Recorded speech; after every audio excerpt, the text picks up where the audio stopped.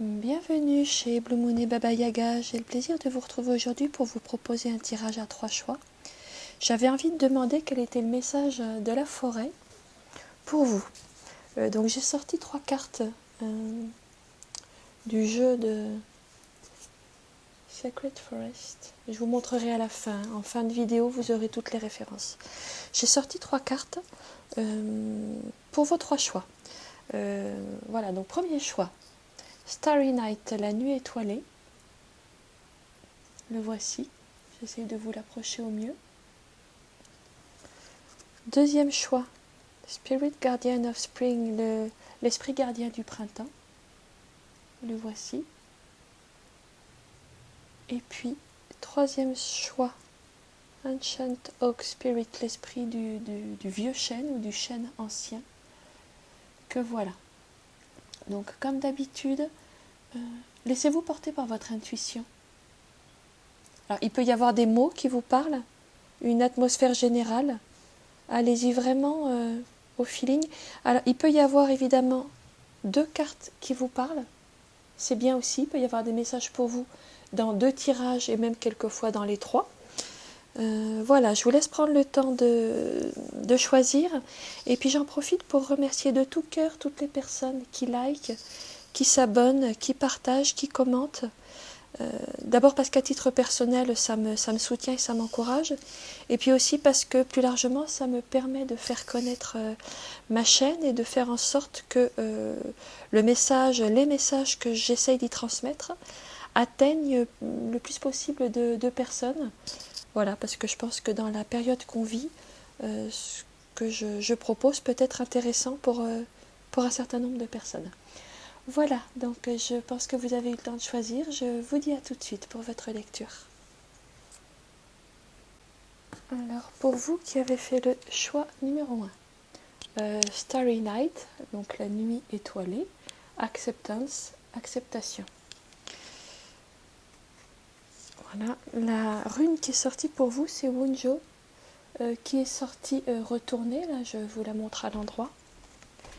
Et puis, j'ai demandé une autre carte pour compléter. La carte limite est arrivée pour vous. Alors, l'impression que j'ai déjà, rien qu'en regardant ces 3 cartes-là,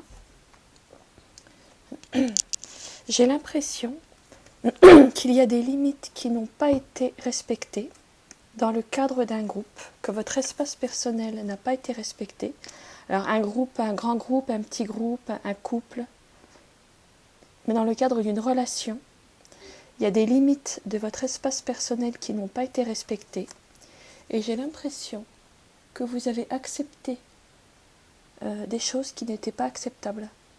Qu'il y a des filtres qui n'ont pas été posés, des filtres protecteurs autour de vous, soit que vous n'avez pas su poser, soit qui n'ont pas pu être, que vous n'avez pas su faire respecter.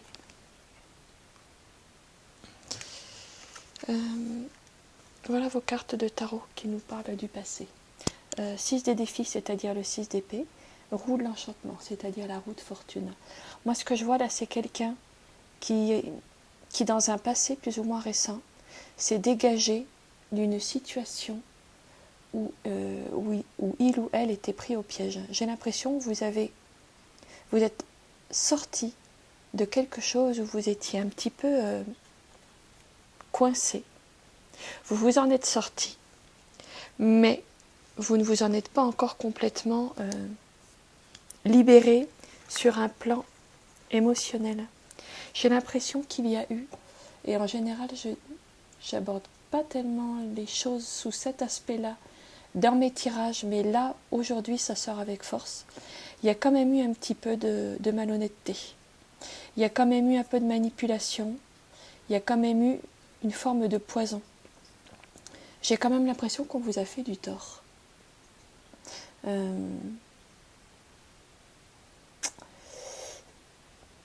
De manière générale, si vous êtes à l'habitude de ma chaîne, vous savez que j'ai plutôt tendance à aller regarder notre responsabilité intérieure dans ce que nous vivons.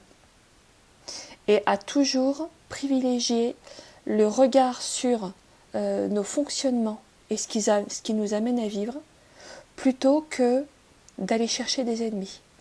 Mais la réalité, l'expérience, c'est qu'il y a aussi des situations où on est un petit peu malmené par notre entourage. Alors après, on peut aller s'interroger. Pourquoi est-ce que je me suis infligé ça? Pourquoi est-ce que j'ai accepté ça? Ça, c'est des questions qu'on peut se poser. Mais la première étape, c'est déjà de reconnaître que on en est passé par des moments pas faciles. Et ce qui ressort avec beaucoup de force dans votre jeu, c'est quelque chose de l'ordre d'une toxicité. Il y a eu un poison. Alors ça peut être un poison émotionnel, ça peut être un poison mental, ça peut être un poison physique éventuellement, mais je le ressens plutôt comme l'ordre d'un poison émotionnel, psychique, d'une manipulation que vous avez laissé faire, pour plein de raisons.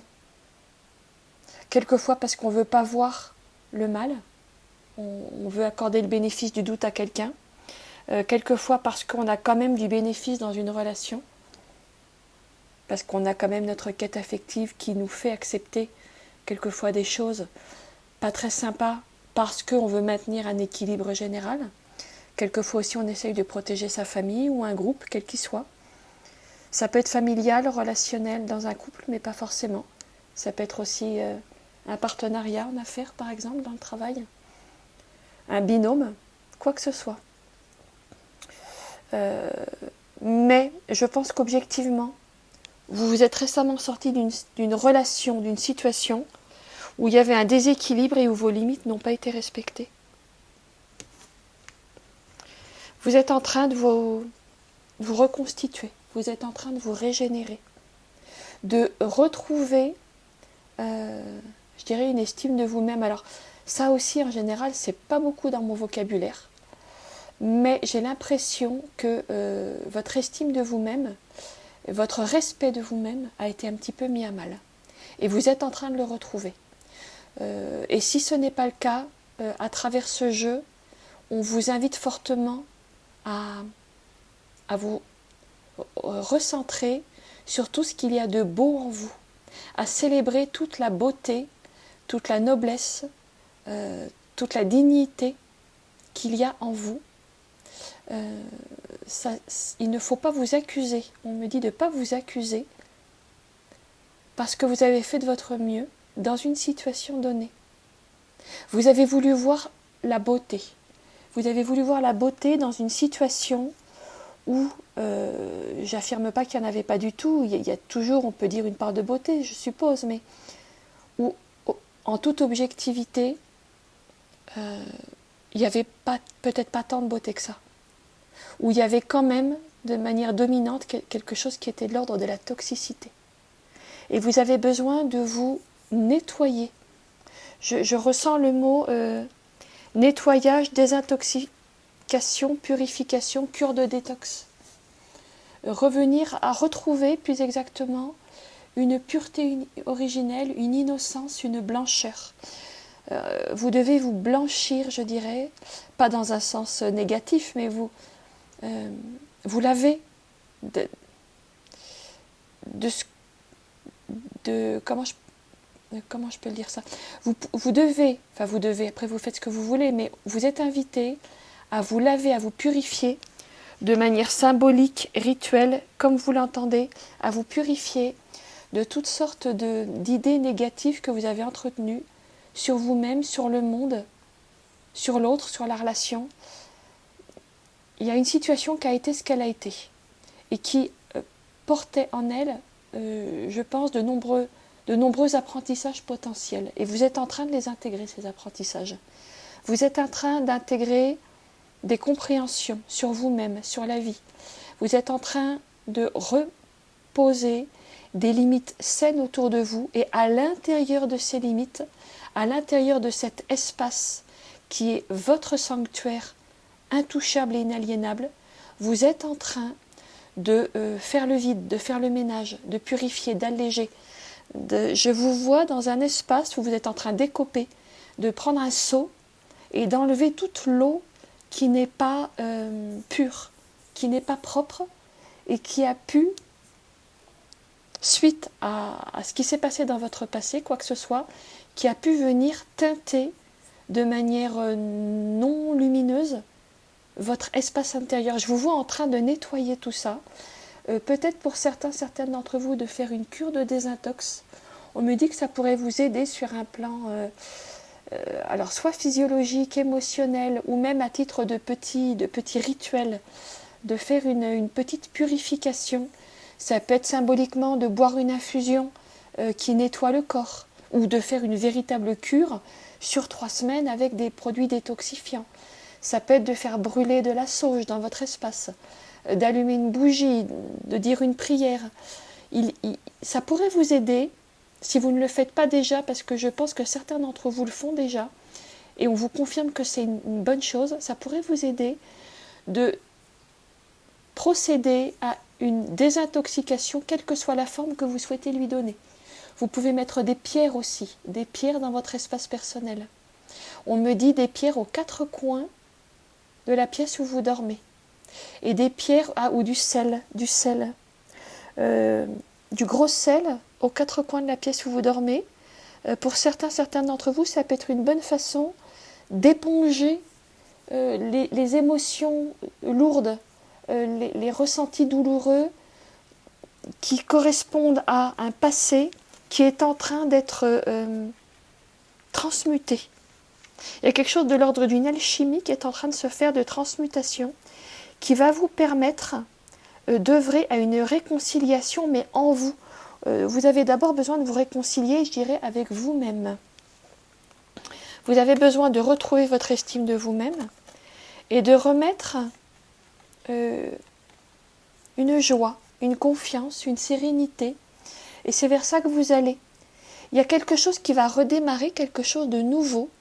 Je dirais un nouveau vous, à partir d'un espace intérieur nettoyé, purifié, où il y a comme une remise à zéro des compteurs et un retour de l'innocence. Un retour à une pureté qui est en vous, qui est votre essence de toute éternité.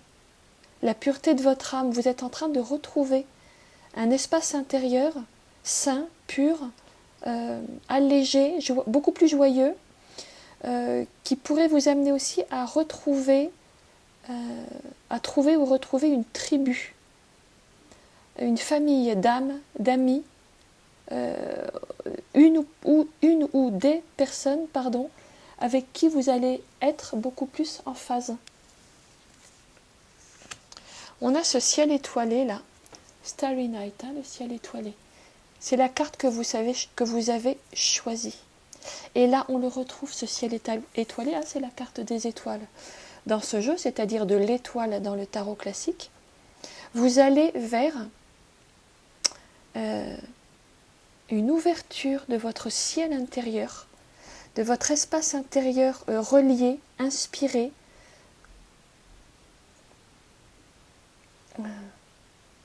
Il y a une dimension très spirituelle en fait.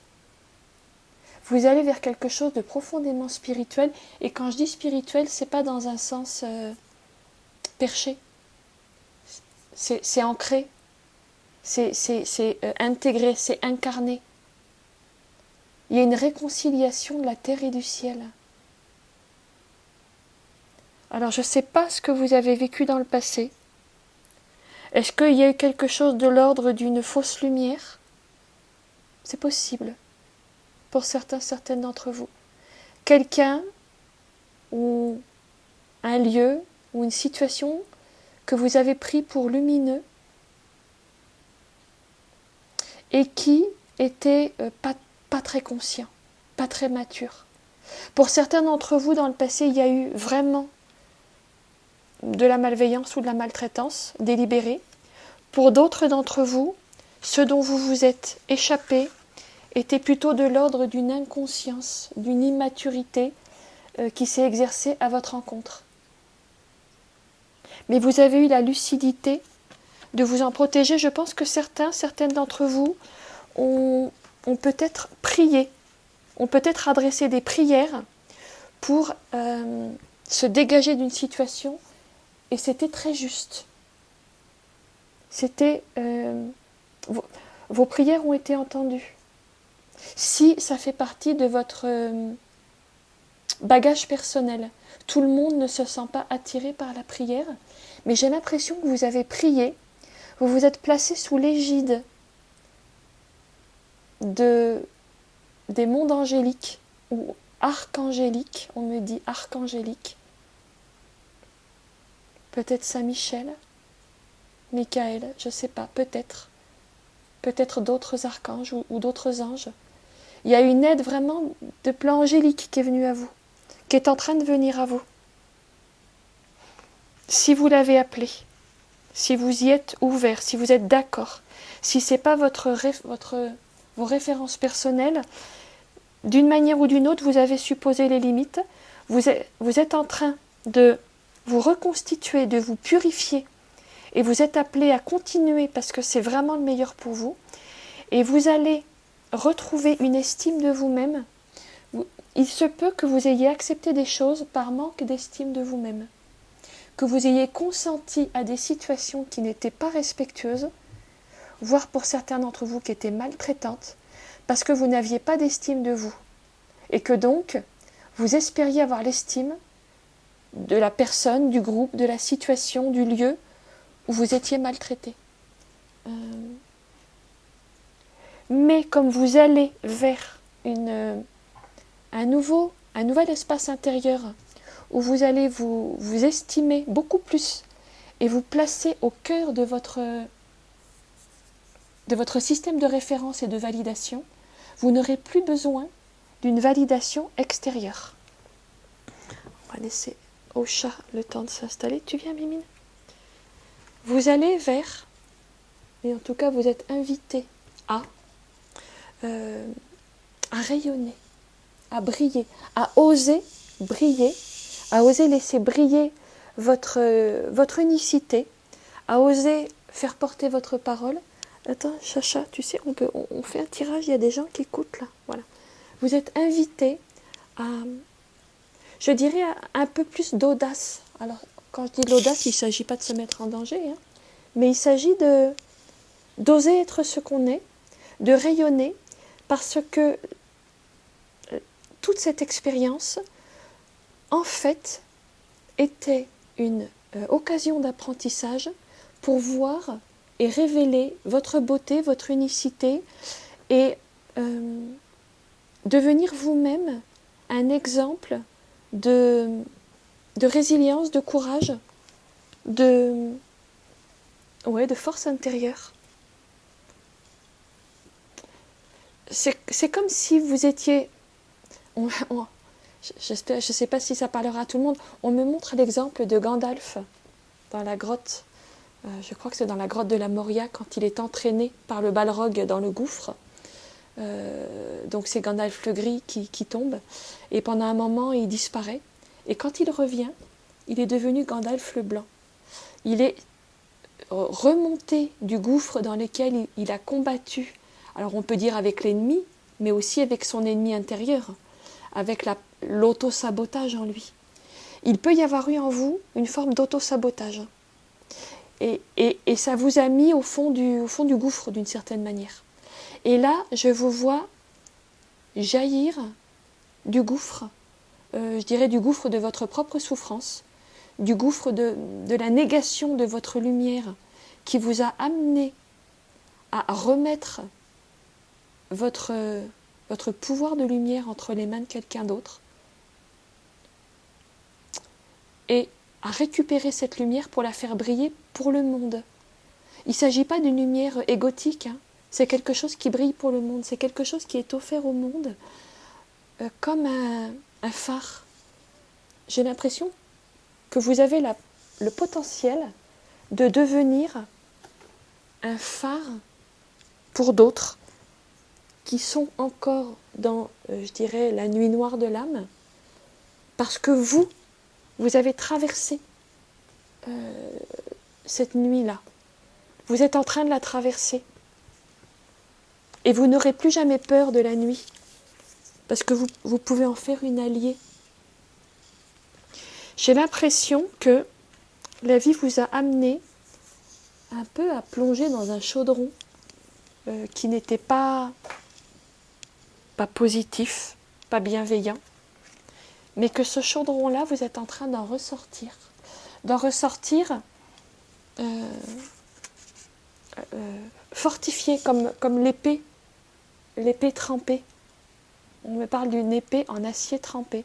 Alors, en fait, je ne connais pas vraiment l'expression. Je crois que ça veut dire qu'on la met dans l'eau froide pour la durcir et l'endurcir. Mais il y a quelque chose qui en sort renforcé, affûté, affiné, raffiné, spiritualisé. Il y a quelque chose en vous qui, à travers tout ce processus, je suis désolée, le chat est en train de faire des contorsions. Voilà, il y a quelque chose en vous qui vit, qui est en train de vivre quelque chose qui ressemble vraiment à un processus initiatique. Et la toxicité, vous êtes en train de la transmuter en lumière. C'est ça que vous êtes en train de faire. Quoi que ce soit, parce qu'évidemment, ça recouvrira plein de situations personnelles différentes. Mais il y a vraiment quelque chose en vous, je ressens un passage entre... J'ai une carte qui a disparu, c'est intéressant. Ah oui, elle est tombée, le chat me l'a mise par terre. Bon, c'est pas grave. Je ressens un passage dans le chaudron dont vous ressortez comme Gandalf le blanc. C'est-à-dire, il n'est plus Gandalf le gris. Quand Gandalf sort du gouffre après son combat avec le Balrog, et on pourrait dire avec ses démons intérieurs aussi, qui ont permis que des choses non positives arrivent, quand il ressort, il est Gandalf le blanc. Il est lumineux. Quelque part, il est invincible, parce qu'il est drapé de lumière. C'est ça que je ressens pour vous. Quelque chose là de ce signe blanc, un peu comme l'histoire du vilain petit canard, qui ne s'estimait pas lui-même, mais qui finit par découvrir qu'en fait, il est une créature lumineuse, une créature du soleil, une créature avec une dimension spirituelle puissante, avec une connexion avec les anges, les archanges. Il y a quelque chose d'une très grande pureté dans ce qui se prépare pour vous, dans ce qui est en train de se manifester pour vous. En tout cas, c'est ce que je ressens dans votre jeu. Je vais conclure votre tirage avec des cristaux. Alors, j'ai demandé quel cristal pouvait vous aider dans le processus actuel. Il y en a 2 qui sont tombés, donc je les ai pris. On a la turquoise et le quartz fumé. Alors, c'est très intéressant parce que le quartz fumé, moi, je lui ai donné comme mot-clé sécurité. Le quartz fumé, il nous permet un ancrage où on est protégé. Le quartz fumé permet de s'ancrer dans la terre, ce qui fait que on est moins en tout cas vulnérable à de possibles mauvais traitements. On s'expose moins aussi à une crédulité, parce que quand on est ancré, on ressent mieux ce qui se passe et on est moins manipulable émotionnellement, affectivement. On s'ancre aussi dans sa propre terre. Et je pense que c'est ce que vous êtes en train de faire aussi. En tout cas, c'est ce qui va se manifester quand votre processus actuel de réparation sera accompli. Et alors la deuxième pierre qui est tombée pour vous, turquoise, la présence. Pour moi, la turquoise, c'est la pierre de la présence à soi-même. C'est la pierre qui nous parle d'occuper, d'habiter son espace intérieur, habiter son corps, être conscient de ses émotions, de ses pensées, accompagner les mouvements émotionnels qui nous traversent en conscience. C'est vraiment une pierre pour moi, la turquoise, de très haute spiritualité, parce qu'on est présent à ce qui se joue en nous et que du coup, on est beaucoup moins manipulable, malléable, on est beaucoup moins à la merci d'éventuelles situations non positives, non lumineuses, d'éventuelles personnes qui ne seraient pas bien intentionnées. Parce que même si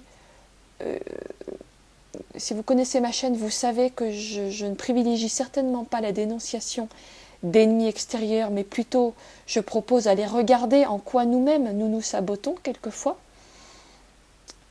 même si c'est voilà globalement mon credo sur cette chaîne et dans ma pratique personnelle, il n'en reste pas moins que quelquefois on rencontre des personnages, des situations, comme ces loups là qui embêtent cette personne qui est montée dans l'arbre. Au pied de l'arbre, il y a des loups qui ne sont pas bienveillants, qui ne sont pas positifs. Ces loups là dans l'histoire, parce que ce tarot, il a une particularité, c'est que chaque lame nous raconte une petite histoire. Et je le trouve très bien pour cette raison. Et là, ces loups, ce ne sont pas des loups ordinaires. Le loup est une bonne créature. Moi, j'ai une très profonde amitié pour les loups. Alors, soyons honnêtes, si j'en croisais un le soir au coin d'un bois, je prendrais peur. Mais en tant qu'animal, j'ai une immense admiration pour les loups, qui sont vraiment injustement décrits, notamment dans beaucoup de contes et légendes.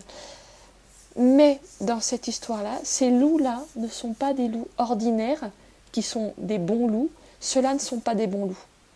Ce sont des âmes non lumineuses qui ont pris la forme de loups. Parce qu'elles savent que dans l'imaginaire, c'est une créature qui, à tort malheureusement, a été instrumentalisée pour nous faire peur. Donc ils prennent l'apparence des loups. Mais les vrais loups, les bons loups, il y en a. Les vrais loups sont des bons loups. Mais voilà, vous avez été, je pense, confrontés, je dirais, à des mauvais loups. À des âmes non lumineuses, ou non conscientes, ou non matures, par qui vous vous êtes laissé maltraiter. Et ça ne pourra plus jamais arriver. Ancrez-vous en vous soutenant par le quartz fumé, ancrez-vous dans votre sol, terre intérieure, pour ne plus être manipulable. Occupez pleinement votre corps, habitez votre corps. Soyez conscient de vos pensées, soyez attentif à vos émotions grâce à l'aide de la turquoise. Si vous le sentez, bien sûr, c'est toujours que des propositions que je vous fais. Et je pense que ça va énormément vous aider dans le processus actuel, et je vais en terminer avec ça, de grande purification et détoxication que vous êtes en train de vivre ou auquel, en tout cas, la vie vous appelle à travers cette lecture que je vous propose. Eh bien, écoutez, voilà, j'espère que cette petite lecture vous aura donné des clés. Je vous donnerai en fin de vidéo tous les jeux qui m'ont servi à la réaliser. Voilà, je vous remercie, puis je vous dis à bientôt chez Blue Moon et Baba Yaga.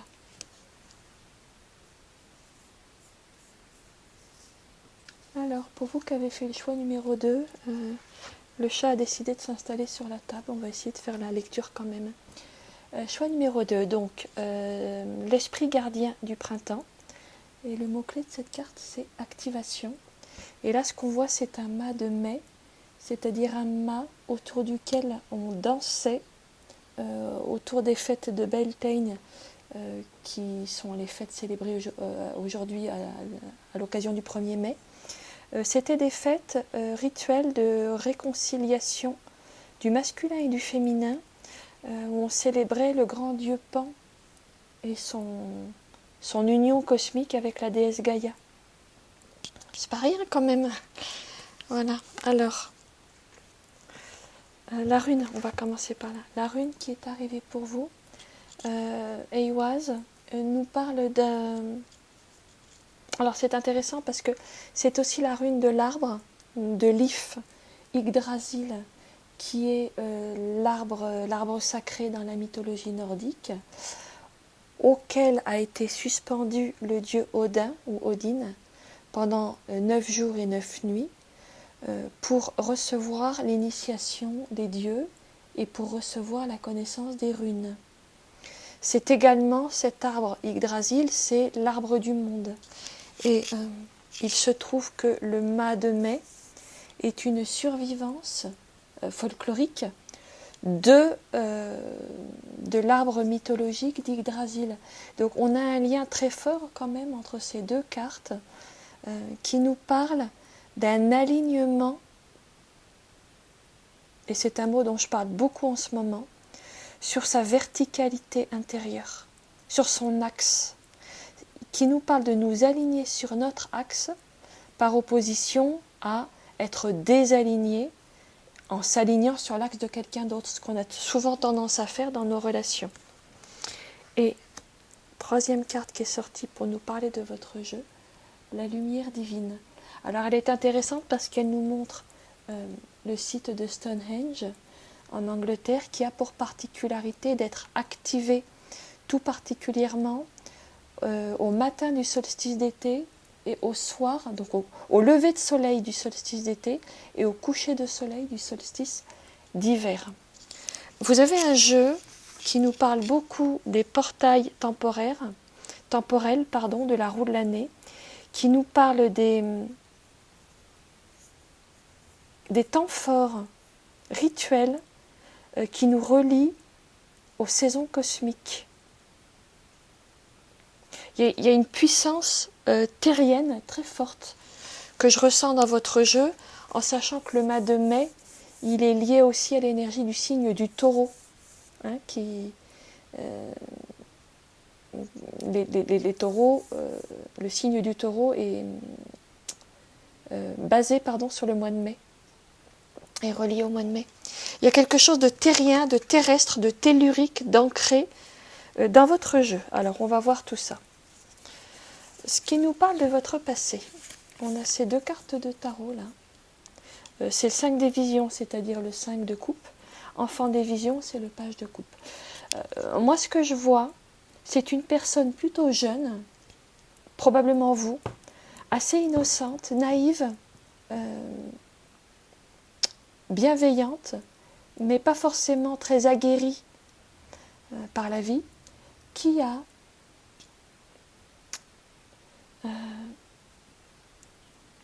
vécu une situation où il y a eu une illusion.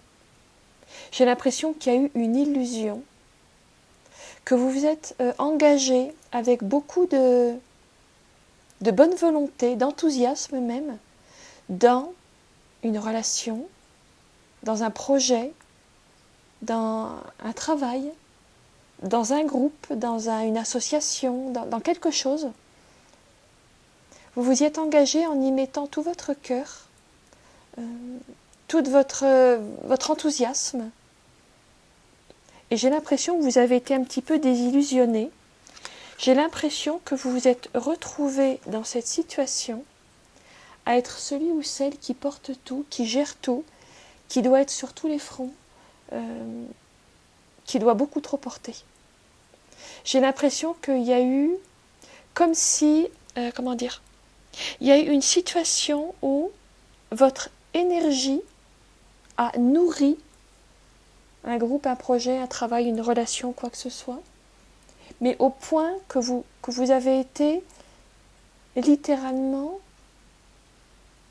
pompé, ce qu'on me dit, pompé, vidé. Et vous l'avez laissé faire. Vous avez beaucoup donné, comme si vous aviez l'impression que sans vous, on n'allait pas s'en sortir. Soit un environnement relationnel, professionnel, quel qu'il soit, vous a laissé croire que sans vous, on n'allait pas s'en sortir, soit c'est vous-même qui avez créé cette croyance. Il se peut que alors je vais dire quelque chose qui n'est pas facile à entendre, que votre personnage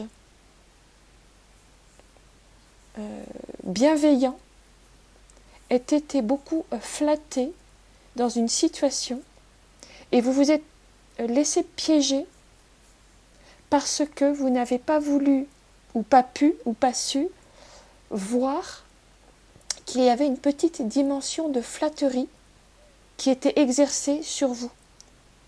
Comme si on vous avait flatté en vous disant « Oh là là, sans toi on n'y arrive pas, sans toi je peux rien faire, sans toi je suis malheureux, malheureuse, sans toi on va pas s'en sortir, si tu nous lâches, on va pas y arriver, peut-être qu'on vous a un petit peu fait du chantage, peut-être qu'on vous a un peu fait culpabiliser, pour que vous preniez en charge quelque chose qui était beaucoup trop lourd pour vous. Alors, clairement, hein, vous êtes en train, actuellement, de faire une énorme prise de conscience sur une situation. Alors c'est intéressant, je ne sais pas si c'est intéressant, mais votre tirage a des points communs avec le tirage numéro 1. Il y a une situation où vous vous êtes illusionné. On a le mot illusion en bas et le mot idéalisme. Et pour moi, c'est des mots-clés très forts dans votre tirage. Vous vous êtes illusionné quelque part, et c'est pas facile à dire pour moi, et ce sera peut-être pas facile à entendre pour vous, mais je vais quand même le dire parce que je suis là pour ça. Je pense que vous avez une petite part de responsabilité. Je veux dire par là que vous avez laissé une illusion perdurer. Il se peut que certaines personnes aient essayé de vous éclairer et vous n'avez pas voulu les entendre. Il se peut qu'il y ait eu des signes dont vous n'avez pas tenu compte. Il se peut qu'il y ait eu des situations qui auraient dû vous mettre la puce à l'oreille. Vous ne l'avez pas écouté. Mais là, ça y est. Vous êtes en train de sortir de l'illusion, sauf que vous en sortez épuisé. Vous avez tout donné. Vous avez absolument tout donné. Vous avez dans votre jeu 10 de bâton, 10 d'épée, qui sont vraiment les deux cartes comment je peux dire, de l'épuisement absolu, quoi. On donne tout jusqu'à y laisser sa joie de vivre, son bien-être et même dans certains cas sa vitalité.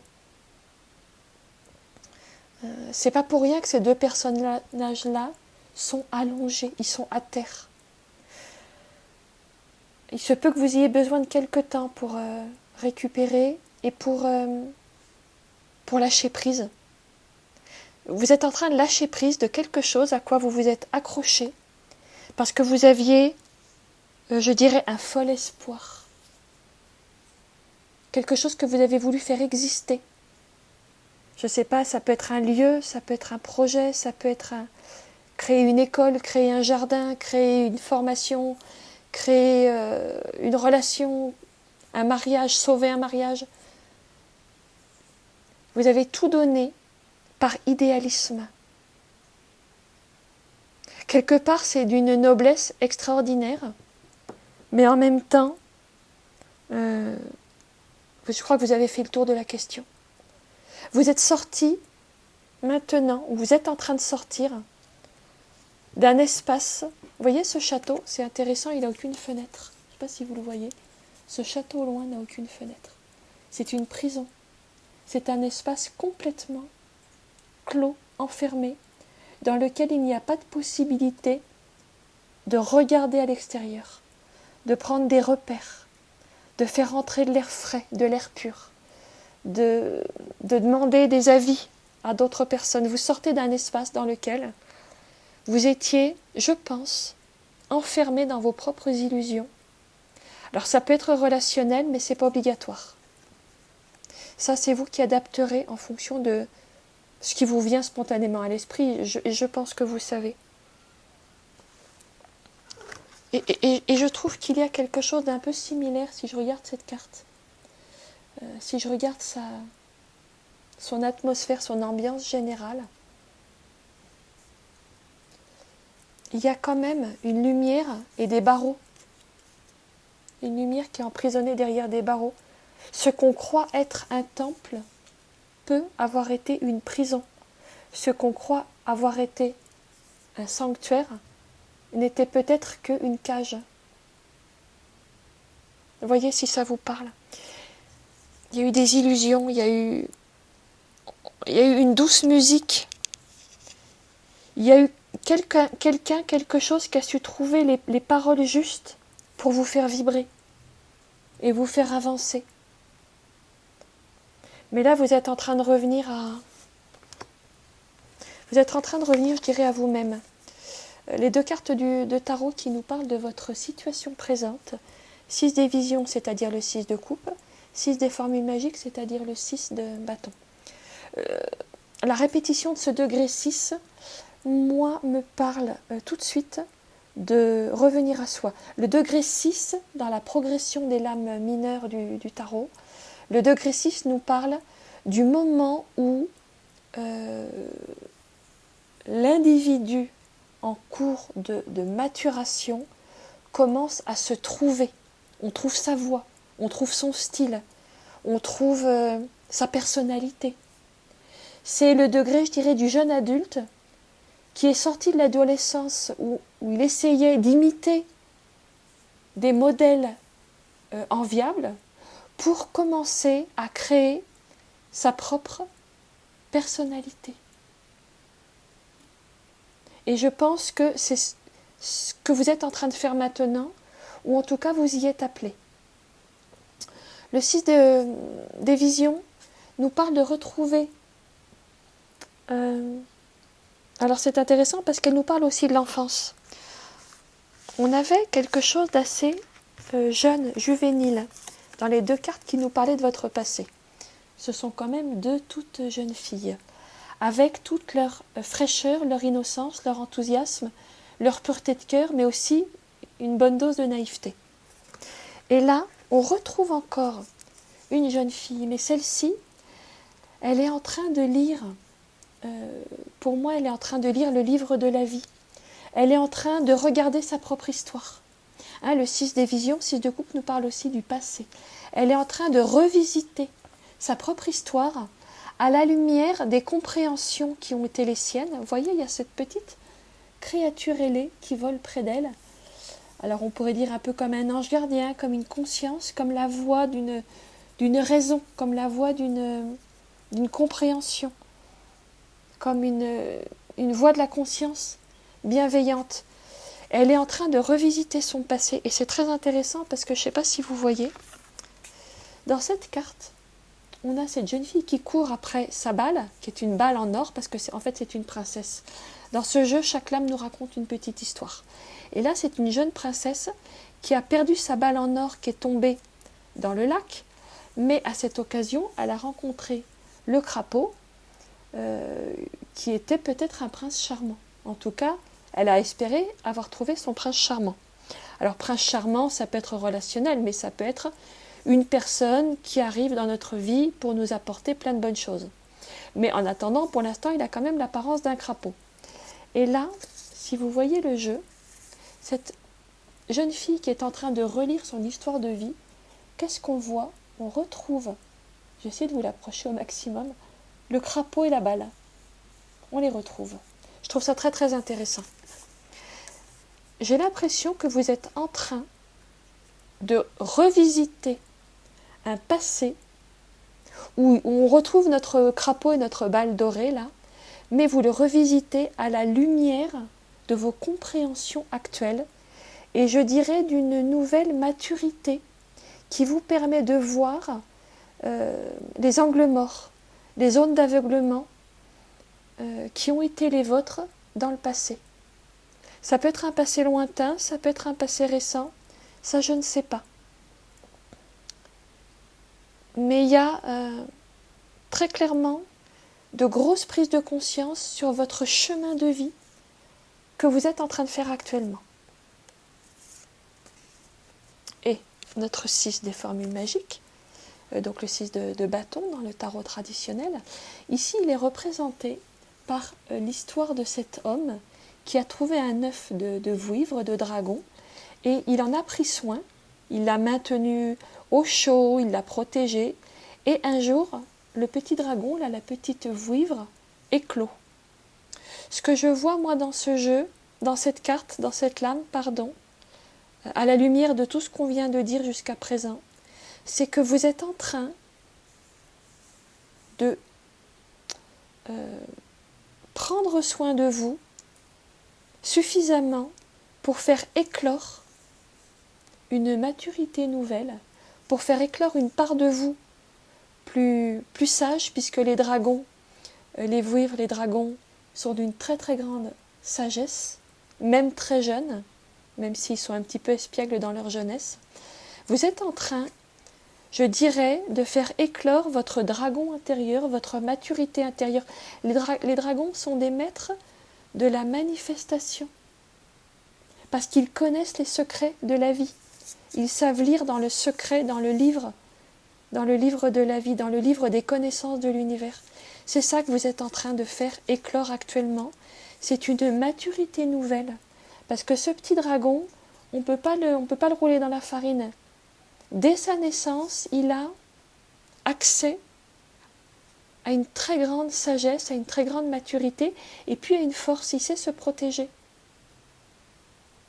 C'est ça que vous êtes en train de faire. Vers quoi vous allez ? Alors j'aime énormément, énormément votre jeu. Vers quoi vous allez ? Le cerf blanc, c'est le mat.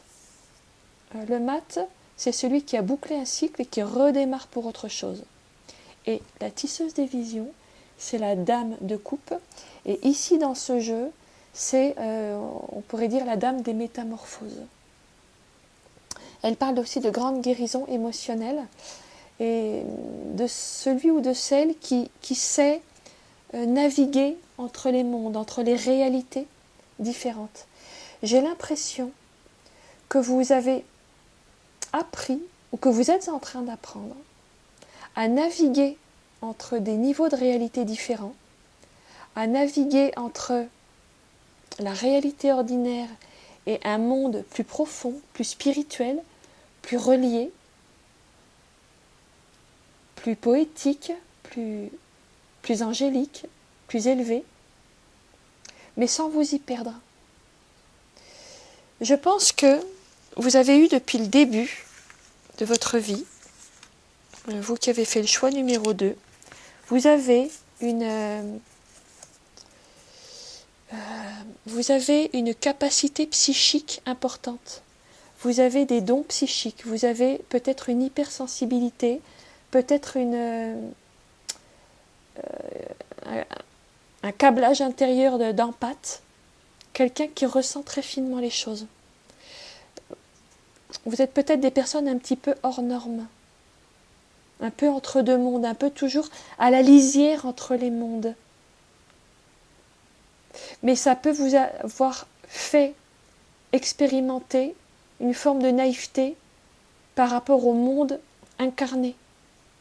Une difficulté à discerner le vrai du faux, à discerner les personnes bienveillantes et malveillantes. Mais vous avez, je pense, je le ressens comme ça, un talent, un don psychique qui vous permet de voir l'invisible.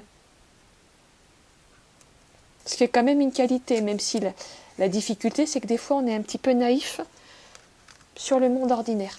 Là, j'ai l'impression que vous allez avoir la possibilité de faire de vos dons psychiques qui sont bien réels une force plutôt qu'une faiblesse. Une capacité à voir les choses sans vous laisser déstabiliser, illusionner, pomper. Et ça va, je pense que pour vous, ça va être une très grande, d'abord une libération, et puis une réconciliation aussi avec vous-même. Il se peut que vous aidiez d'autres personnes. Votre tirage a vraiment des points communs intéressants avec la lecture numéro 1. Peut-être vous avez été aussi appelé au choix numéro 1. Éventuellement, il peut vous donner aussi des pistes. La Dame du Lac, le Roi de Coupe. On retrouve, donc on a eu la Dame de Coupe dans le jeu des Esprits de la Forêt Enchantée, et on a là le Roi de Coupe dans le jeu des druides. Dame de Coupe et Roi de Coupe, il y a vraiment un couple de... Pour moi, ce couple, il me parle d'une réconciliation intérieure. Déjà, premier élément. Le roi et la dame de coupe sont les grands spécialistes, je dirais, des mondes psychiques. des mondes invisibles et de tout le domaine émotionnel.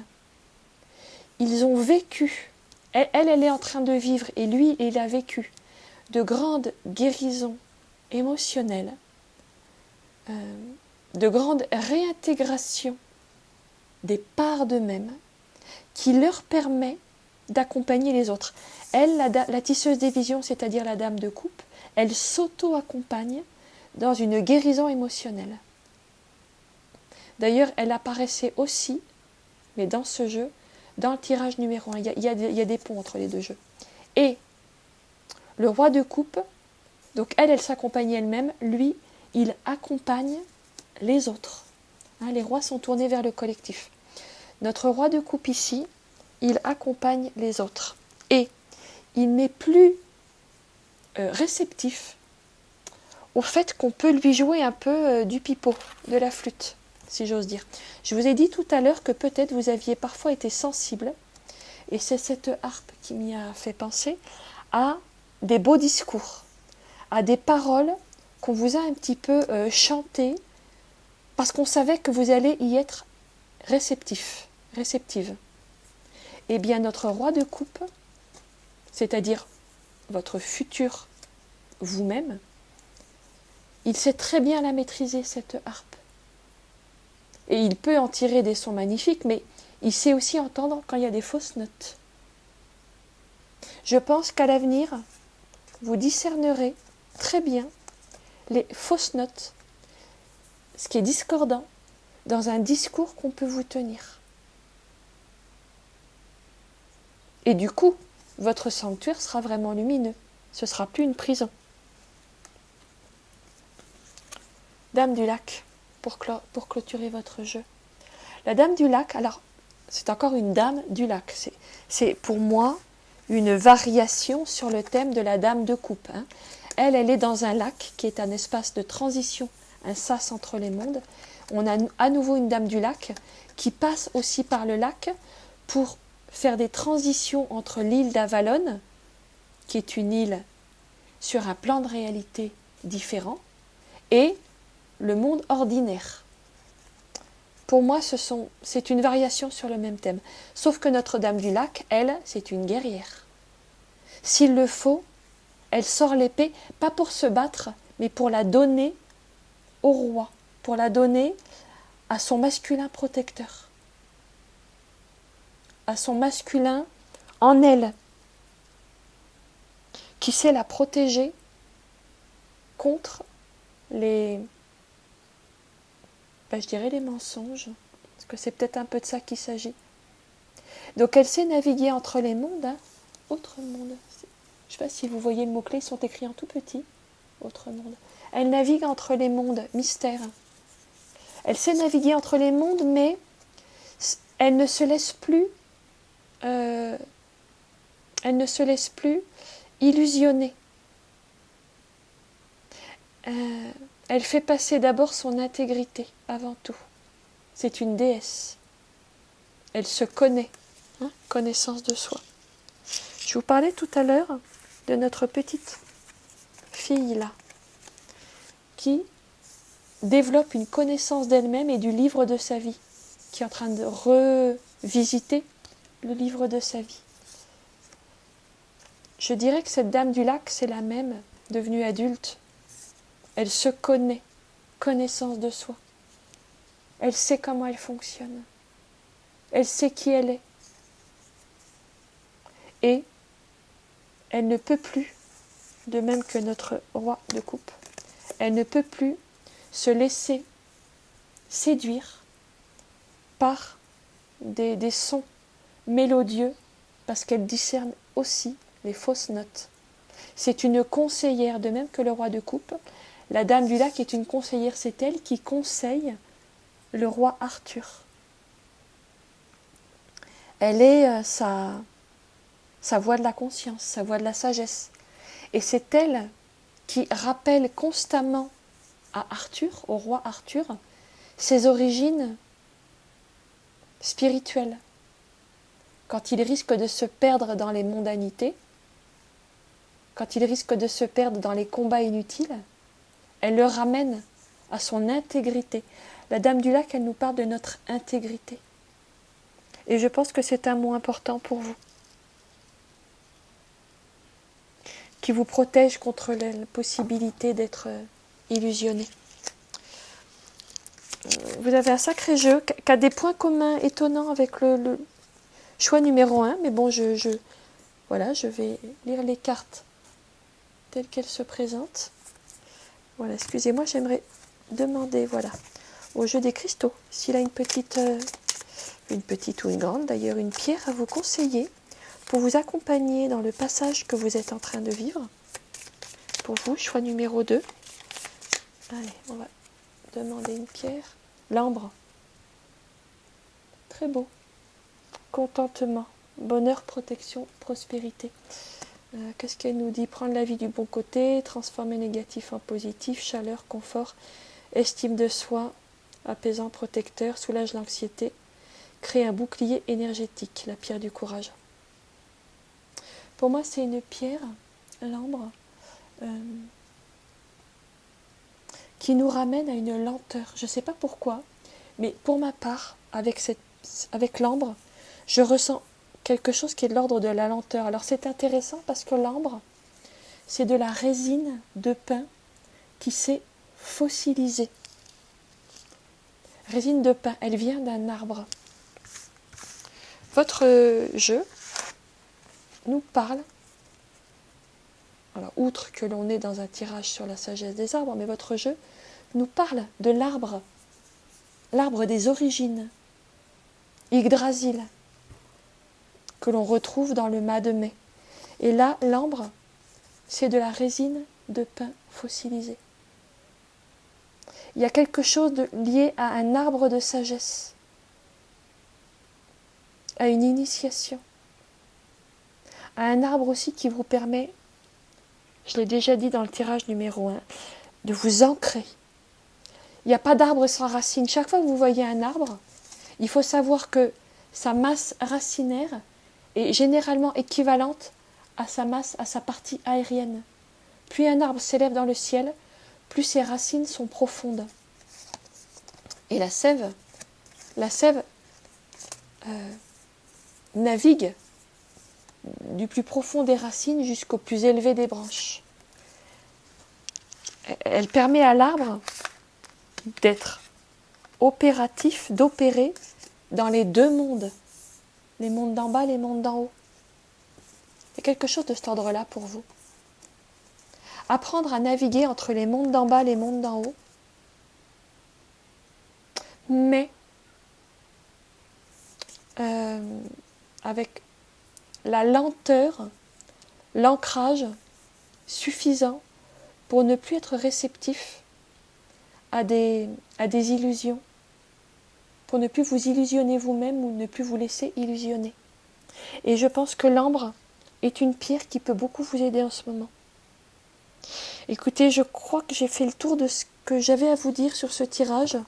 Très beau tirage parce que à la clé, il y a quand même des dons. Il y a des dons, il y a une initiation, il y a une très belle ouverture aussi de dons psychiques pour vous et pas que pour vous. Je pense que vous allez pouvoir aussi aider, accompagner d'autres personnes sur la base de votre propre expérience. Pour vous qui aviez fait le choix numéro 2, Spirit Guardian of Spring, l'esprit gardien du printemps. Je vous mettrai en fin de vidéo une présentation de tous les jeux qui m'ont aidé à réaliser ce tirage parce que je sais que vous aimez bien savoir. Voilà, et bien écoutez, c'était votre lecture. J'espère que cela vous aura donné des clés. Je vous remercie, je vous dis à bientôt chez Blue Moon et Baba Yaga.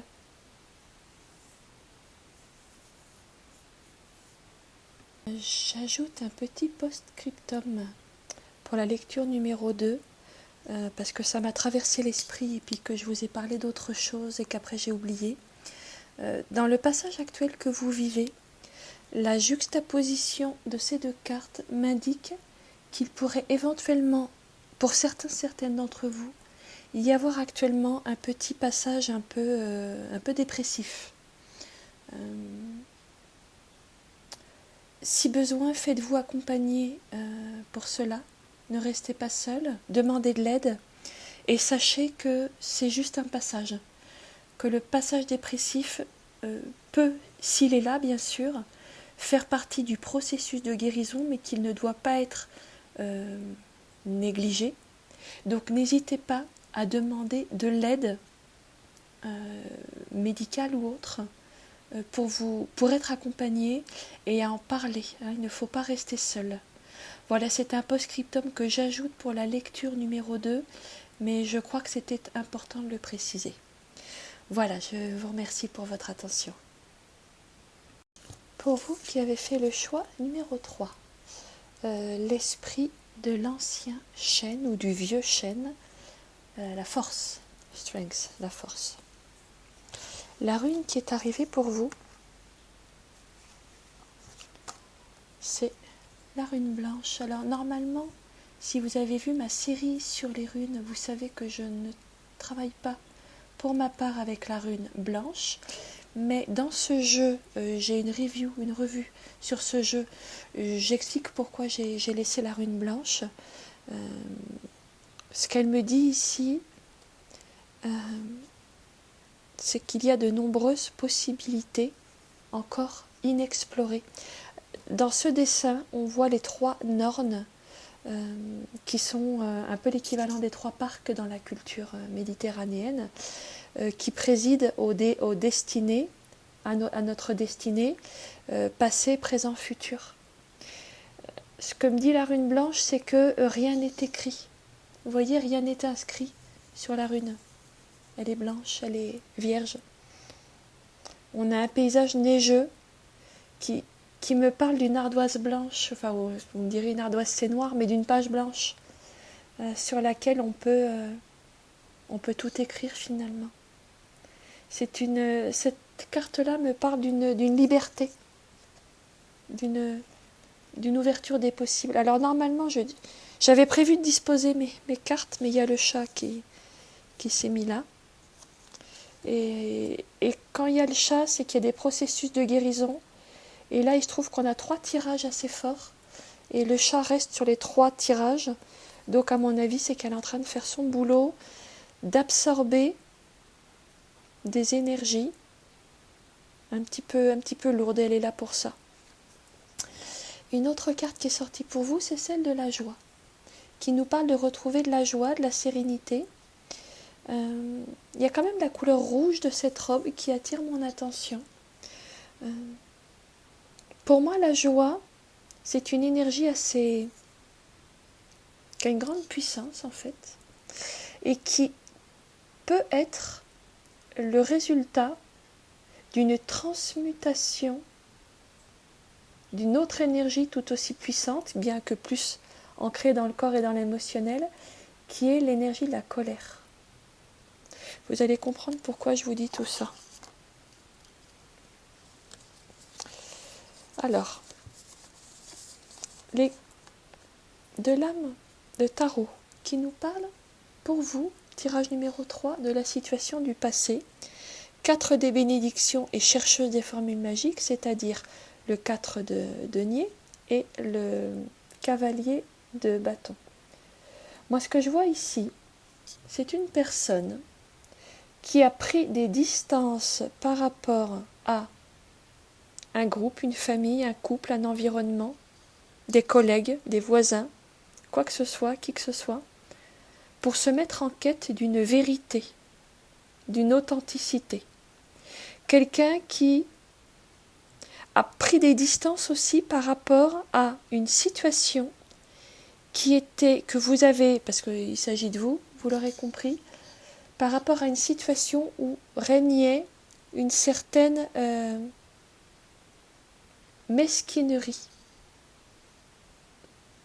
J'ai l'impression que vous avez souffert d'une situation, d'un environnement qui avait des idées un peu bornées, un peu étroites, un peu limitées, de personnes qui avaient du mal à voir au-delà de leurs intérêts, et que vous avez ressenti l'appel à quelque chose de plus grand, à quelque chose de plus noble, à quelque chose de plus élevé. Et ça vous a mis en situation de prise de distance, d'autonomie aussi.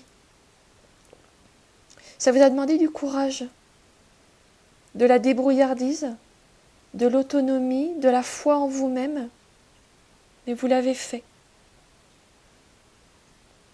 C'est intéressant parce qu'on retrouve une jeune femme là, avec cette robe rouge. Je ne sais pas pourquoi j'ai quelque chose sur la robe rouge. D'ailleurs, on a un peu nos nornes. Alors là, c'est un petit peu un brun rouge. Quoique à l'écran, ça paraît plus gris. Tel que je les vois moi, c'est d'un brun un petit peu plus rouge que ce que je vois à l'écran. Les couleurs sont un petit peu plus vives. J'ai quelque chose sur cette robe rouge. Bon, on va voir comment ça se déploie. Mais pour moi, le rouge... Ouais, c'est ça. Ok, j'y suis. Pour moi, le rouge, dans mes représentations, c'est la couleur de la colère. Pour moi, la colère est une des 3 émotions de base avec la peur et la tristesse. Et j'ai tendance à voir les émotions comme des grandes vagues d'énergie très fortes, mais a priori neutres, sans couleur particulière.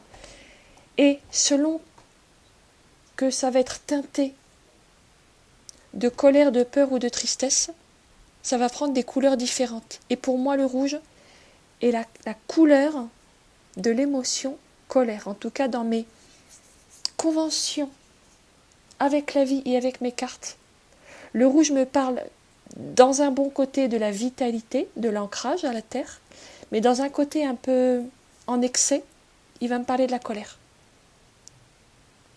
Et j'ai l'impression qu'il y a quelque chose d'une colère qui vous a animé.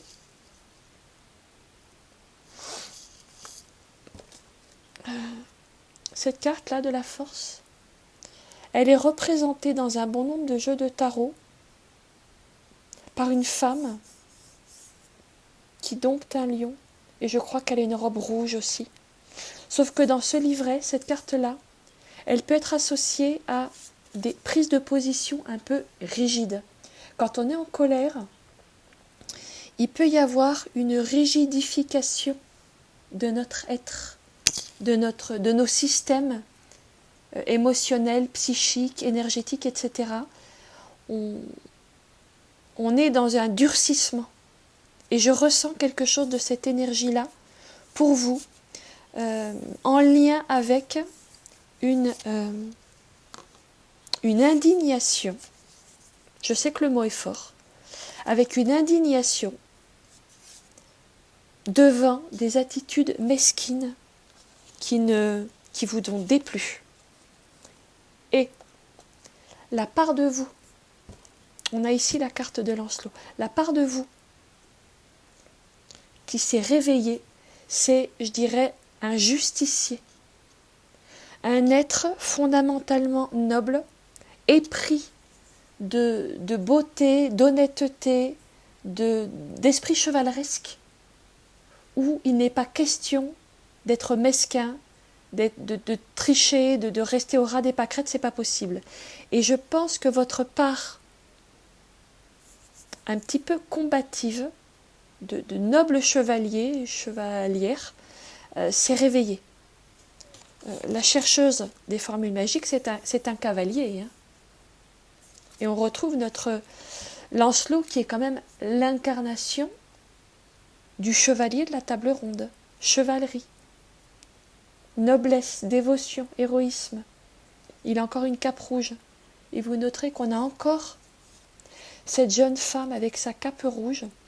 Je vous ressens comme un peu dans un groupe, dans une famille, dans un environnement social, relationnel, quel qu'il soit, un petit peu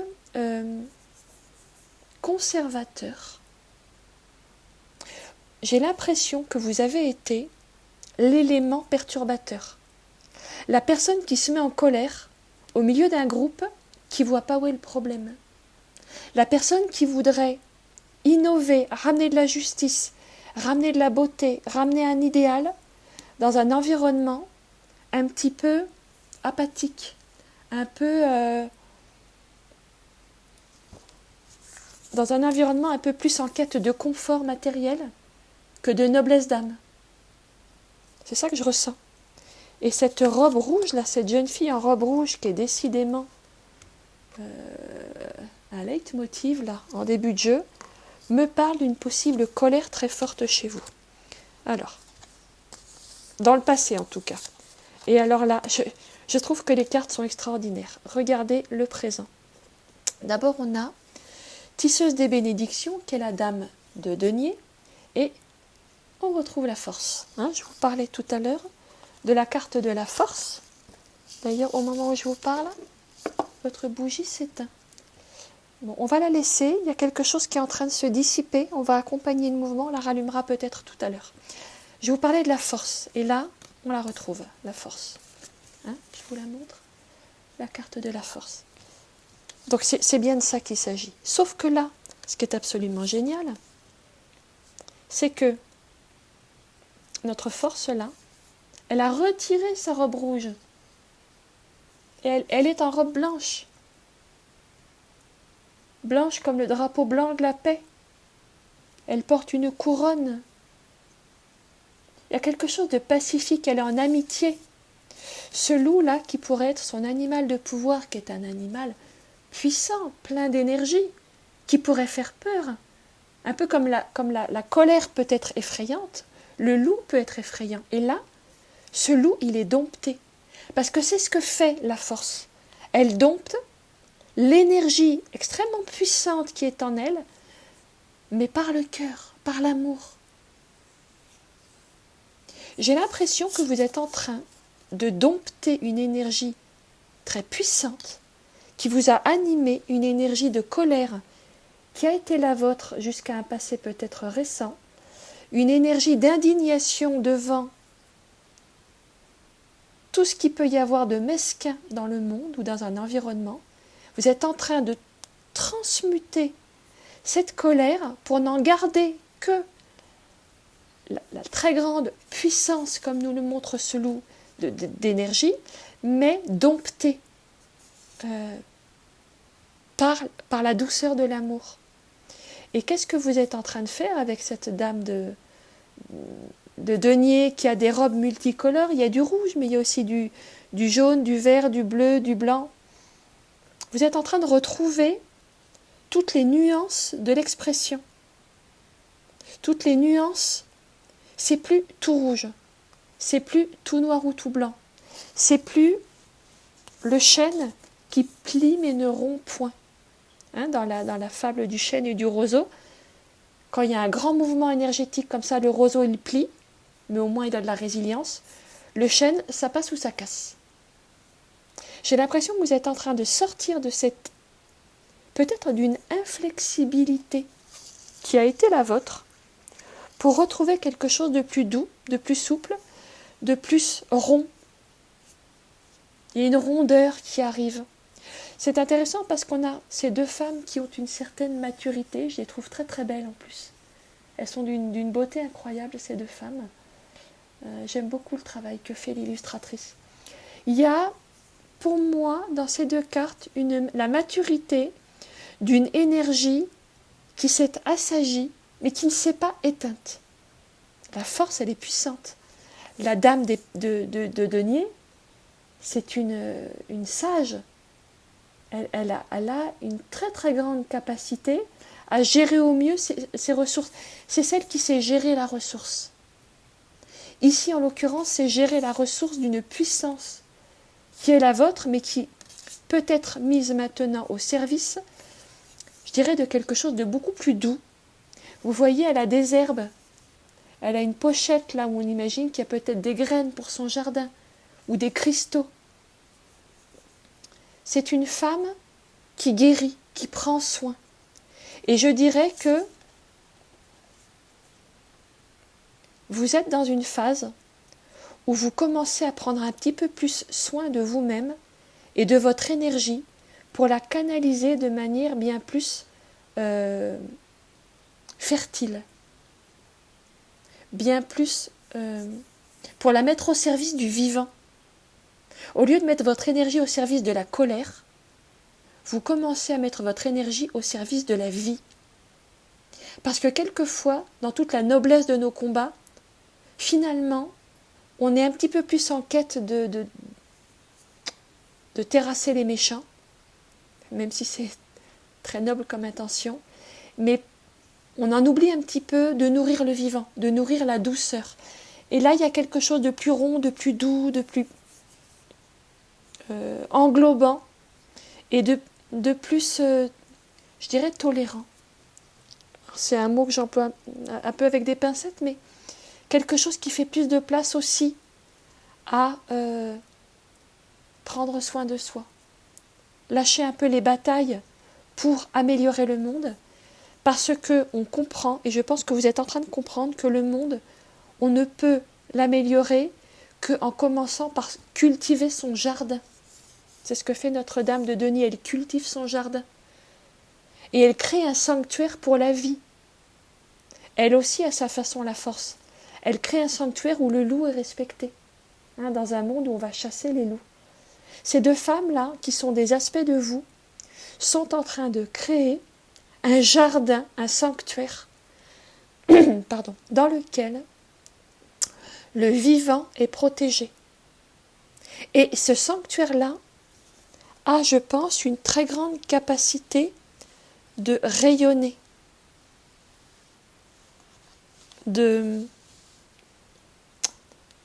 comment je peux dire, d'influencer le monde, la réalité, mais par la douceur.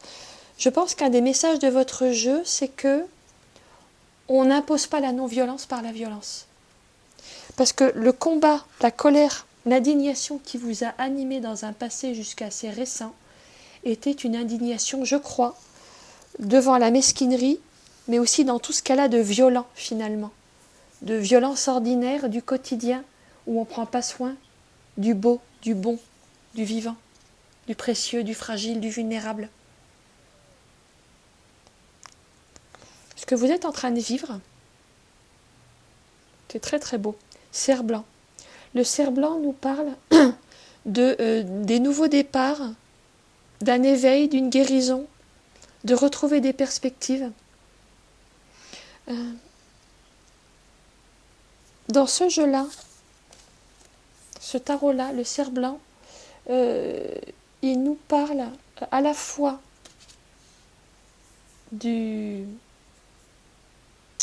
il nous parle du mat, c'est-à-dire de celui qui redémarre un nouveau cycle.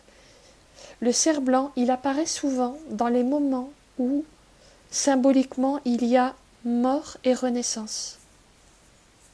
Vous êtes dans ce passage-là, où j'ai l'impression qu'il y a la mort, symbolique bien sûr, d'un ancien moi, d'un ancien vous, un peu guerrier, et une renaissance d'un nouveau moi, d'un nouveau vous, beaucoup plus en lien avec la douceur du vivant. Dame d'épée, la dame d'épée, c'est celle de la résilience. C'est celle qui a des idées très claires. Elle a une vision extrêmement objective d'une situation donnée, mais elle est sortie du combat. Elle dit ce qu'il faut dire, avec beaucoup de courage et de détermination, de clarté, de lucidité et d'objectivité, mais sa parole n'est pas agressive. Vous voyez, elle a la main, je ne sais pas si vous voyez, elle a la main, elle a les doigts posés sur sa lame, parce que sa lame n'est plus une lame qui détruit. C'est une épée qui est presque symbolique, on pourrait dire. La dame d'épée, c'est celle qui en est passée par par de nombreuses blessures et qui en a cicatrisé. De même que le cerf blanc, elle a vécu une renaissance après en être passée par beaucoup de blessures. Elle est résiliente, elle est instruite par la vie, elle est certainement pas blasée, mais en même temps, elle a commencé à cicatriser. Elle sait où elle en est, et elle sait faire la part avec ses émotions. Une des grandes forces de la dame d'épée, enfin des épées en général, mais de la dame d'épée, c'est de ne pas se laisser gouverner par ses émotions. Je dirais, elle a mis de l'eau dans son vin. Elle a mis du bleu dans son rouge. Elle a mis du calme dans sa colère. Ça ne veut pas dire qu'elle a complètement lâché l'énergie qui était à la base de l'indignation, c'est-à-dire la capacité à trouver que certaines situations ne sont pas normales. Mais c'est vécu de manière, je dirais, apaisée. Parce qu'il y a une transition qui est en train de se faire et je pense que vous êtes dans ce passage-là. Quelle est la suite pour vous? Gardien des défis, 4 des défis. On reste encore dans les épées. Hein. On a la dame d'épée, gardien des défis, 4 des défis. Le gardien des défis, c'est le roi d'épée. Hein. Donc on avait la dame d'épée et maintenant on a le roi d'épée. On a vraiment le couple des épées qui est là. Pour moi, quand il y a un couple des épées, des bâtons ou autres, il y a une réconciliation, une consolidation, une réaffirmation du message qui nous est donné. Ce gardien des défis, c'est-à-dire ce roi d'épée, c'est quelqu'un qui, non seulement en est passé par tout le travail de guérison intérieure de la dame d'épée, mais qui est arrivé à un stade où il peut faire bénéficier sa sagesse aux autres. Ces 2 cartes-là nous parlent de la suite pour vous, hein, de l'évolution pour vous. Je pense que votre sagesse, l'apaisement que vous êtes en train d'acquérir va pouvoir se transmuter en conscience, en très grande lucidité et en capacité de voir une situation, de voir la totalité du tableau d'une situation sans se laisser embarquer par les émotions, parce que c'est la grande spécialité du roi et de la reine d'épée, mais en plus en ayant une influence sur le monde. C'est ça qui est très, très intéressant, c'est que j'ai l'impression que vous êtes parti d'un point de départ où vous avez été indigné par des situations que vous estimiez pas acceptables et où votre chevalier là s'est mis en marche pour aller rendre justice de manière un peu fougueuse. Et là, ce qui se propose pour vous très probablement pour la suite, c'est une position dans votre environnement relationnel, familial, amical ou autre, où votre parole va avoir une influence. Et vous allez très probablement parvenir à la situation d'influencer positivement le monde qui était votre élan de départ, mais parce que vous en serez passé par un retour au calme intérieur et par un accompagnement de l'émotion de colère qui était la vôtre pour la transmuter en douceur, en rondeur, en paix. Et quand on a atteint ce niveau de paix, d'ailleurs vous voyez sa robe là est devenue toute dans les nuances de gris, c'est très nuancé. Il y a un calme, on est dans des tons plutôt froids, plutôt calmes, plutôt... on n'est plus dans ce rouge qui animait beaucoup votre jeu en début, très très très électrique, très colérique. Là, la colère a été transmutée en sagesse. Et cette sagesse, je pense que vous allez pouvoir la faire rayonner autour de vous, dans un cercle relationnel autour de vous, parce que votre parole partira d'un espace calme et posé. Et là, du coup, les autres peuvent l'entendre. Quand notre désir de justice, de justesse, d'authenticité, d'honnêteté, de noblesse, quand tout ce désir-là est animé par la colère, il part un peu dans tous les sens et notre environnement a du mal à le recevoir. Et du coup, on a du mal à exercer une influence, l'influence bénéfique et positive qu'on aimerait offrir au monde. Par contre, quand on a fait le travail de la force, de la dame des bénédictions, de la dame de denier, de la dame d'épée, quand on a fait tout ce travail que j'ai évoqué, alors notre parole part d'un espace intérieur complètement apaisé, complètement libéré des pulsions émotionnelles. Et là, ça peut être entendu. Là, ça peut être écouté. Là, ça peut rayonner dans le monde. Et là, on peut devenir un sanctuaire. 4 des défis, ici, il nous parle, c'est le 4 d'épée, il nous parle de cet arbre-là qui, en plein cœur de l'hiver, dans une forêt pleine de ronces, glaciale, pleine de stalactites, je ne sais pas si vous voyez les stalactites, cet arbre-là, il arrive à générer un printemps. Il arrive à générer un espace où règne la chaleur, l'abondance, la douceur. Il arrive, cet arbre-là, il devient, pour lui-même et pour son environnement proche, il devient un sanctuaire, un espace protégé dans lequel des valeurs importantes sont préservées, dans lequel le voyageur épuisé peut venir faire une halte pour se ressourcer. La colère, vous voyez cette couleur rouge là, le rouge des fruits, je ne sais pas si vous le voyez, je ne sais pas si on le voit bien à l'écran, mais il y a plein de fruits d'un très beau rouge, je ne sais pas si on le voit bien, mais moi en tout cas je le vois.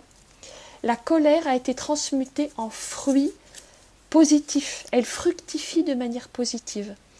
Vous pouvez devenir, par la transmutation de votre colère en sagesse, un espace, un sanctuaire, le sanctuaire que vous avez toujours voulu, où les valeurs importantes à vos yeux sont préservées, où les personnes, où les voyageurs épuisés, les personnes de passage un peu perdues, peuvent trouver un ressourcement, une halte protectrice et bienfaisante. Et c'est vous qui offrez cela. Et c'est vers cela que vous allez. Et les 2 cartes qui terminent votre jeu, le roi de bâton. Le roi de bâton, c'est celui qui pose, qui affirme une puissance sans se laisser démonter par les opinions de qui que ce soit. Il rayonne. Il a dompté sa colère. Il a à nouveau une robe rouge. Cette robe, un peu de colère, mais lui, il l'a dompté. Il a dompté ce bâton-là qui est le feu. Hein, la suite des bâtons, c'est la suite du feu. Mais le roi de bâton, c'est le feu dompté. On l'appelle aussi l'alchimiste. L'alchimiste, c'est celui qui maîtrise le feu de la transmutation intérieure. Et je pense que vous, dans un avenir plus ou moins proche, vous aurez effectué cette transmutation du feu intérieur qui fait que le feu de la colère, feu des émotions, est maîtrisé pour être mis au service du bien, au service de vos valeurs, au service de vos idéaux, mais non plus à partir de la colère, mais à partir de la sagesse. Et ça change absolument tout. Ça ouvre énormément de portes. Votre parole, elle peut être reçue, entendue, parce qu'elle part de l'espace de sagesse. Hein, on a 2 rois quand même, c'est pas rien. De l'espace du feu maîtrisé. Roi d'épée, roi de bâton. La puissance est maîtrisée et elle peut être mise au service. Et ce que je trouve extraordinaire, la dernière carte de votre jeu, le puits du calice, c'est la carte du sanctuaire. On retrouve le sanctuaire. Hein, je ne sais pas si vous le voyez, là, c'est tout en haut de la carte sanctuaire. On le voit, le sanctuaire. Hein. Vous êtes arrivé là où vous vouliez. En début de jeu, on a le Thor.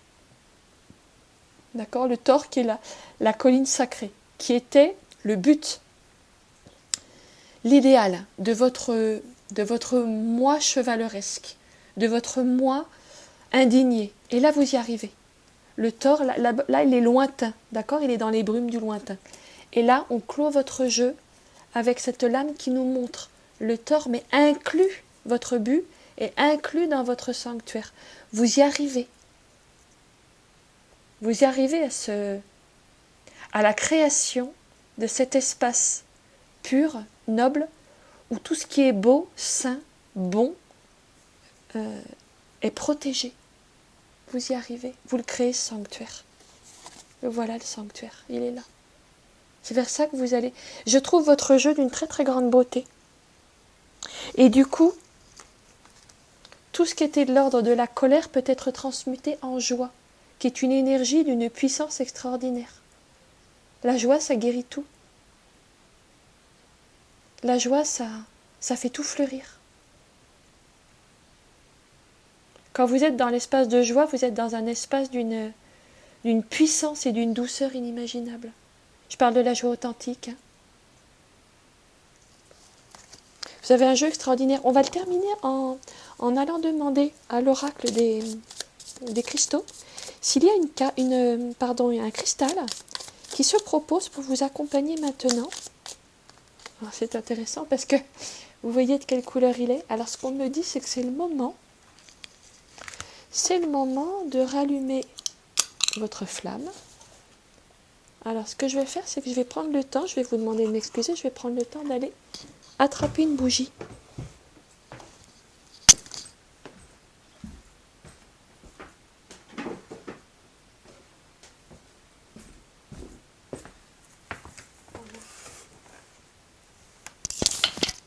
Voilà, je vous prie de m'excuser, mais je ne les avais pas sur moi.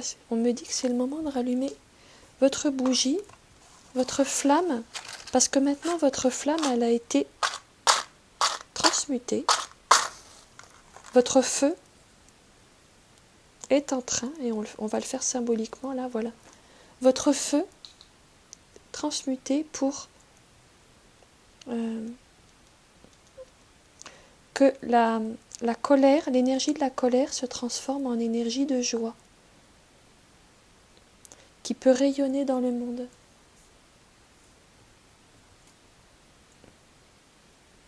Voilà, on va essayer de la remettre là-dedans, tout doucement. Voilà. Hop. Alors, donc de manière intéressante, c'est rouge, pierre de sang. C'est extraordinaire. Purification, protection, courage, détermination.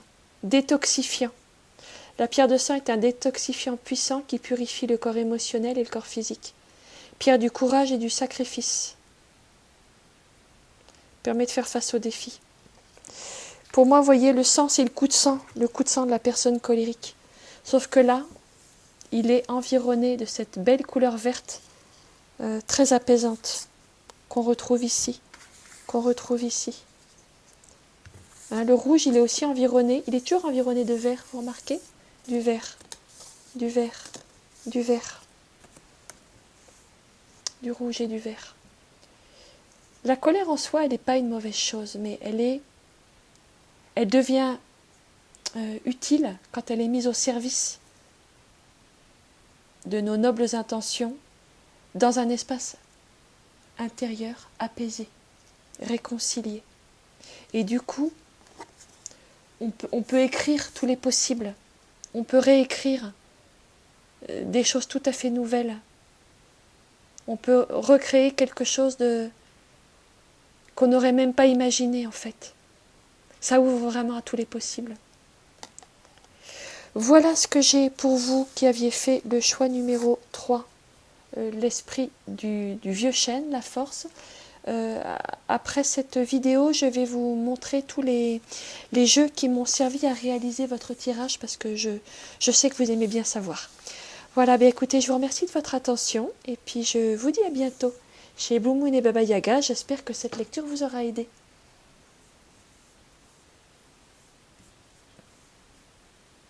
Voilà, je vais vous montrer maintenant les jeux qui m'ont servi à réaliser votre lecture parce que je sais que vous aimez bien savoir. Alors, la carte pour choisir a été extraite de The Sacred Forest Oracle de Denise Linn, donc un jeu en anglais. J'ai les deux cartes qui donnaient la tonalité générale du jeu. Donc on a la carte oracle, Sagesse de la Terre, carte oracle, et l'oracle des runes et légendes du Nord. Voilà pour les runes. Ensuite, les deux jeux de tarot qui m'ont servi. Donc le tarot des esprits de la forêt enchantée et mon chouchou, le tarot des druides, que vous connaissez bien, je pense, maintenant, que j'ai complété par des cartes prises dans l'oracle des brumes d'Avalon, qui, je trouve, fonctionne très très bien avec celui-là. Et puis, pour les cristaux, c'est ce petit, comme un petit livre, voilà, pour les cartes des cristaux. Voilà, et bien maintenant vous savez tout. Merci pour votre attention. Et puis je vous dis à bientôt chez Blue Moon et Baba Yaga.